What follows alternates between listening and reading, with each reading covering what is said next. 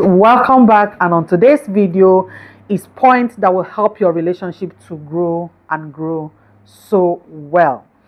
So today we are doing Proverbs chapter 31 verse 1 run through, and of course today is 31st of the month of May, and we all know that since the 1st of May we have started a series on Proverbs to help your relationship, points to help your relationship, wisdom and knowledge, understanding and steps, points, basic steps. We have done like 30 videos. If you have not watched, please go down the channel and of course watch this video if you truly want your relationship to work, if you truly want your relationship to stand, if you truly want to enjoy your relationship. I've always suggested that the book of Proverbs should be the book that is like the book of reference. If you're going into a relationship, you find yourself in a relationship, you want your relationship to work, read the book of Proverbs and don't be tired. Any chapter of Proverbs will give you an instruction for your relationship and helping your relationship to stand. Proverbs chapter 31 verse 10 down, or let me just run through. This chapter provides us with a rich framework for an understanding and of course ideal relationship, especially within the context of marriage and of course family.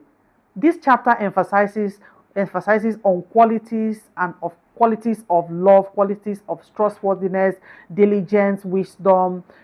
Contributing to your relationship or contributing to a faithful or a very firm, strong family. So, like, I'm trying to do a summary of what the chapter is talking about. So, it emphasizes on your trustworthiness, the wisdom you have, understanding you have into the what you want, which is your relationship. So, you marrying and of course bringing all these things together, it will help a proper connection in your relationship and helping you to have a long-lasting relationship and an outstanding marriage for other people to see and wanting to be like you or wanting their marriages to be, like yours. So point number one is for you to be trustworthy. Like I just run through on my summary, my intro is for you to be trustworthy. Has your partner mentioned something about trustworthiness? Has he said something? Has he mentioned something? He asked you, or you, both of you. This video is for both male and female. Like I have been doing, the ones that specifically talks about women, I mention women, and of course the ones that are specifically for men, I've mentioned men. The ones that are specifically for both parties, I have been mentioning, and of course this is all to encourage us and to have our families and our relationships strong. Because if you build a good relationship, I tell you, you will have peace. You will have peace. You will enjoy your life. You will live in peace. So number one is for you to be trustworthy. Don't bypass what you're supposed to do or what is supposed to be done between you and your partner. Don't bypass his business, going to his colleague, his business partners to run business with them. Don't be into a business, or your husband or your partner is into a business and you feel it's lucrative and you can actually run some things. You can actually do some business with his business partners and he wouldn't know. You can actually take out some fun and do some other things. It might harm you. It might cause a lot in your relationship. So be someone who is trustworthy, be straightforward, always live purely. Always be someone that your partner can run to and say and discuss with you and tell you whatever is happening to him, and be open to you and be free to be open to you, and he is safe that he opens to you. Be someone who is trustworthy. You already know what trustworthiness is. Be that person in that relationship to make it work. Number two, be diligent and of course hardworking. I had mentioned hardworking in almost all the videos. Hardworking is good, and that is because this chapter has provided hardworking is good. Be diligent, be straightforward, be transparent in whatever you're doing. Make sure you're the one that is standing to make sure the relationship works. Make sure you're the one that is bringing the peace. Make sure you're the one that is saying you're sorry, even when you're not supposed to be the one to say you're sorry. I do it in my relationship. From relationship to marriage today, I still do it. Be the one to set in peace. Be the one to set that pace for togetherness, for unity. Be the one, be a unifying agent. Be the one to make things happen in your relationship, in your marriage. Avoid words that will cause havoc in your relationship. What are these words that will cause havoc? Doubting, trading words with your partner, quarreling, picking up quarrels, pick on little things, trying to remember things that are gone past. Try to avoid that. Bring in wisdom. Have that spirit of discernment. What are these things that when I say them, it triggers anger from my partner? What are these things that when I say them, my partner ceases from talking?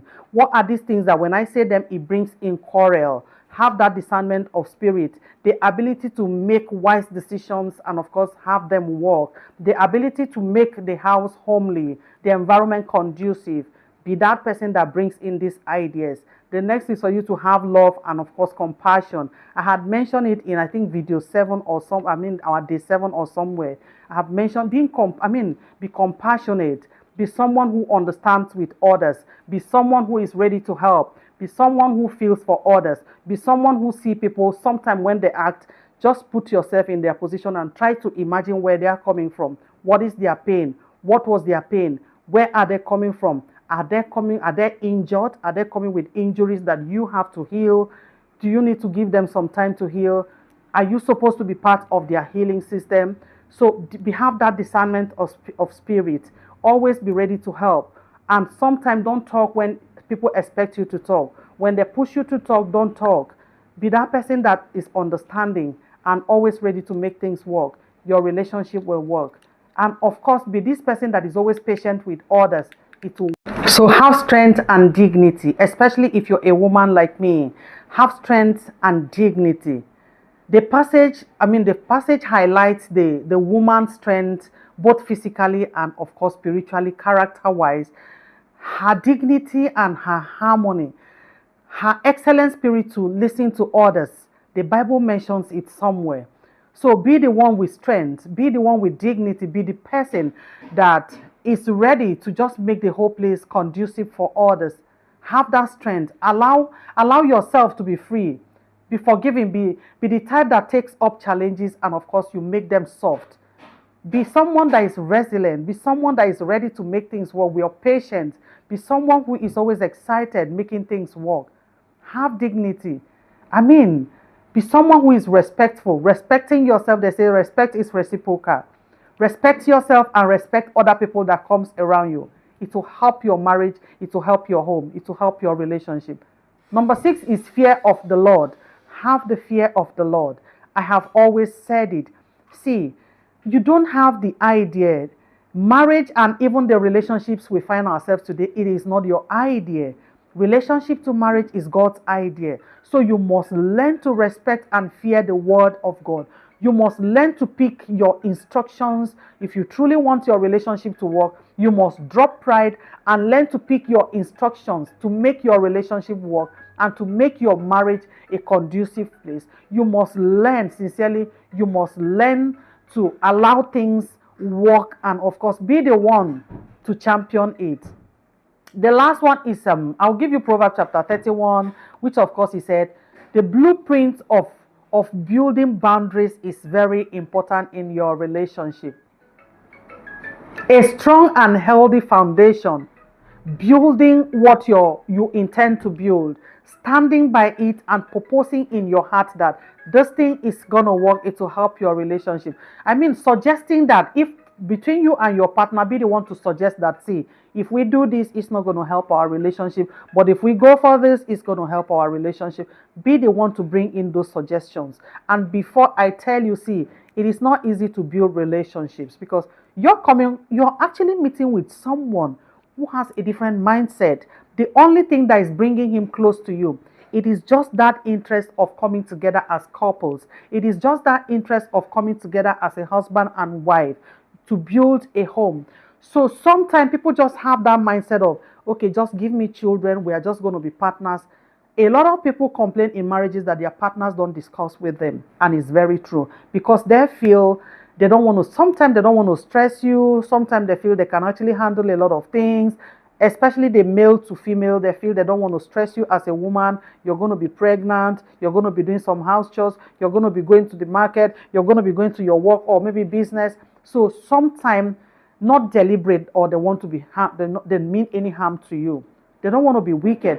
They just want to do things. They feel they can handle everything, but it doesn't work that way. If you find yourself in a relationship, this is for a male. Always be open to your wife. Always be the type that is ready to accept, and of course picking suggestions, especially when your wife is coming with some suggestions. You should be ready to take them, and of course work together to see that if they work better for you, abide by them. If they don't work, there's no harm in trying. You can drop them aside and move on for something else. Always learn to be connecting with each other, physically connecting, spiritually connecting.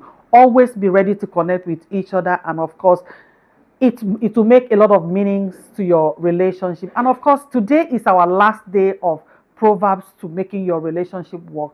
Today is our last day. If you have not subscribed, I don't know what you're waiting for.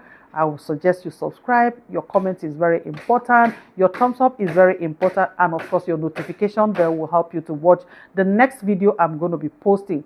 How are we going, or how are we doing the next month? Let's just see whatever the Spirit says, whatever God says. Let's see if we are going to pick another scripture that will help our relationship. We're here to make relationships work. A lot of people are getting it wrong, and that is why I specifically opened this channel to help young women, young men to have themselves come together and propose in their hearts. We're here to make the relationship work, and they make it work. God bless you from here. My name is N Moses. If you're watching this face for the very first time, my name is N Moses, and my channel is all about relationship, decent relationship, godly relationships, and of course relationship things, tips to help your relationship to grow and grow well, and you have it successfully. God bless you. And of course, don't forget, I normally make Igbo relationship videos because I'm not properly or completely Igbo, but I'm married to an elegant, a super handsome and of course very responsible guy from Anambra State. And I know they are good people, and nothing stops me from sharing. If I'm enjoying my life where I am, nothing stops me from sharing. And of course, I encourage, and of course I speak on Igbo relationships, which of course I give advice on that. And of course a lot of people ask me questions on that, so I decide to be sharing them on my YouTube channel. So please make me see you in my next video. It might be an Igbo relationship video I'm going to be making, so always check my channel. Your notification bell is very important, like I said, because it will help you to know the next one I'm going to post. God bless you. From here is love. Bye bye.